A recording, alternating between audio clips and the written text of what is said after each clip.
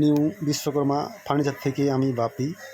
ঠাকুর ঘরের একটি সামনে অংশে আমরা এই কাজটি করেছি। দেখুন, আমি শর্টে ভিডিওটা দেখাচ্ছি কীভাবে আমরা কাজটা করেছি।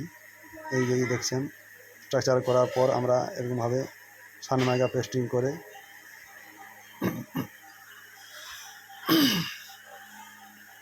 করার পর এই যে দেখছেন মন্দিরের মতো এটা বানিয়ে নিয়েছি। এটাতে আমরা দেখছেন উপরে ওই যেটা দেখলেন তার উপরের অংশ তুলে দেবো। এই যে দেখছেন উপরের অংশ তুলে দিয়েছি। ডিজাইনটা দেখছেন, এই যে দেখছেন একটা এমডিএফ ডিজাইন। ঠাকুর ঘরটি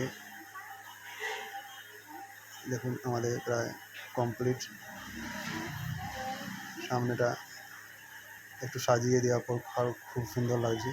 এটা ভিতরের অংশে একটা র্যাক বানিয়ে দিয়েছি। ঠাকুরের যেসব জিনিসপত্রগুলো থাকে সেগুলোর জন্য একটা ছোট্ট র্যাক বানিয়ে দিয়েছি। দেখছেন এর গ্লেজটা সানমাইকাটা খুব সুন্দর একটি কালার, চেরি কালারের সানমাইকা।